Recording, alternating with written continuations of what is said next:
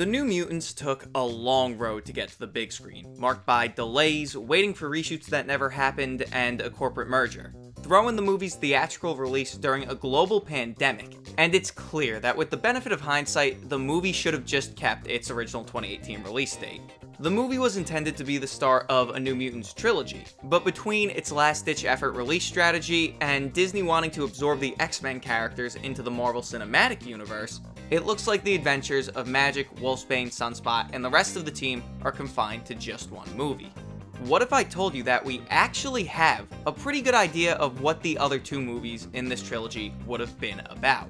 Well, those two movies are what we'll be discussing today, as we break down the development and cancellation of 66% of the New Mutants trilogy, the New Mutants Brazil, and the New Mutants Inferno. The year was 2014. 20th Century Fox was riding high off of their recent successes with movies from the Planet of the Apes and X-Men franchises, alongside the success of one of their smaller films, The Fault in Our Stars. Fault's director, Josh Boone, who had now proven to the studio that he could make a successful film, teamed up with his childhood best friend, Nate Lee, on a new project.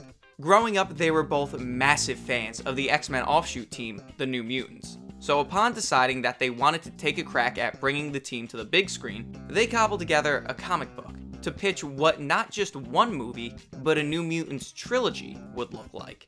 The book drew heavy inspiration from the Bill Sienkiewicz and Chris Claremont run on the New Mutants from the 1980s, right down to using a ton of Sienkiewicz's distinct panels directly to illustrate story points.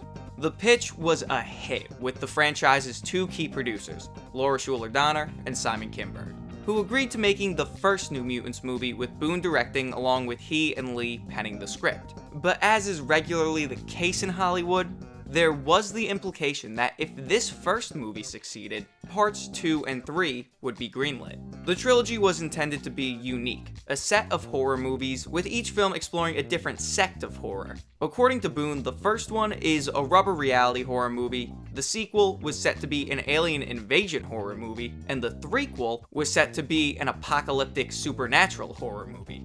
And before we get into too many specifics about parts 2 and 3, we need to quickly circle back and talk about part 1, or more specifically, what isn't in part 1. Originally, Boone planned a post-credit scene where Antonio Banderas showed up as Emmanuel da Costa, the father of Sunspot, which set up the New Mutants sequel. This sequel in question, which Boone himself has openly referred to as the New Mutants Brazil, would have seen the team travel to Brazil and meet Sunspot's mother, who Emmanuel is trying to snuff out. And Boone has heavily implied that the Hellfire Club would have been involved by way of Emmanuel's connection to the group in the comics.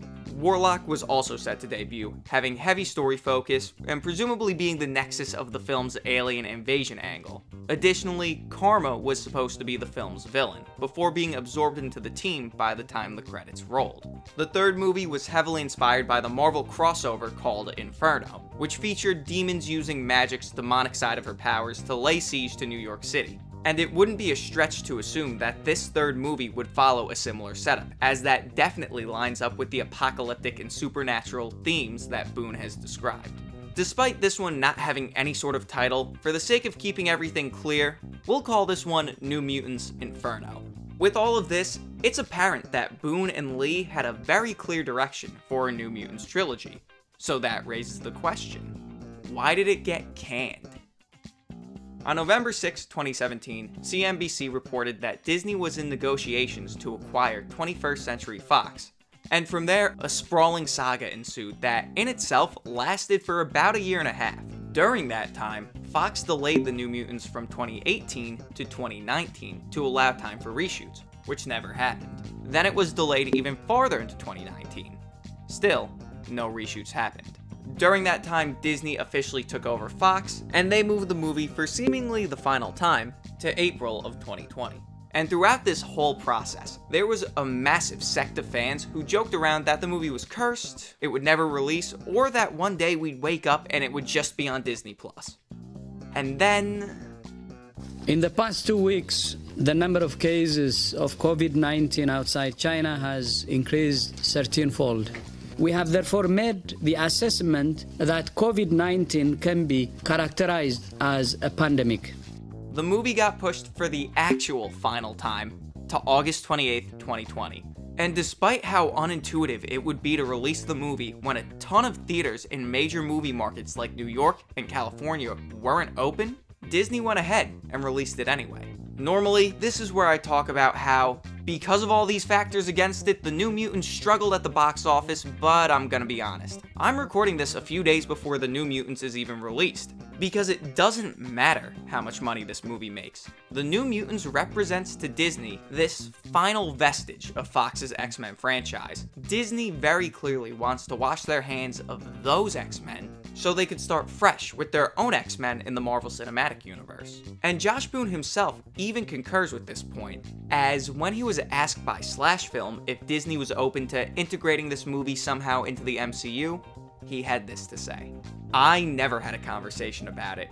I just can't imagine that they'd ever had a conversation about that unless the movie did the business and had the demand for them to have that conversation. At the same time too, if I was them, I'd want a clean break. Like I said, I can kind of step outside myself to talk about any of this stuff, but I imagine they'll do their own thing. But certainly, the cast and I would love to go make another movie." In the end, it's a real shame that the New Mutants Brazil and Inferno will probably never get to see the light of day, as they seem to be ambitious projects that had the potential to be as outside of the box as Deadpool or Logan. It goes to show that the New Mutants was really just a matter of being produced in the wrong place at the wrong time. But that brings us to the end of yet another episode of Canned Goods. So until next time, thank you so much for watching, be good to each other, and stay Hemmas.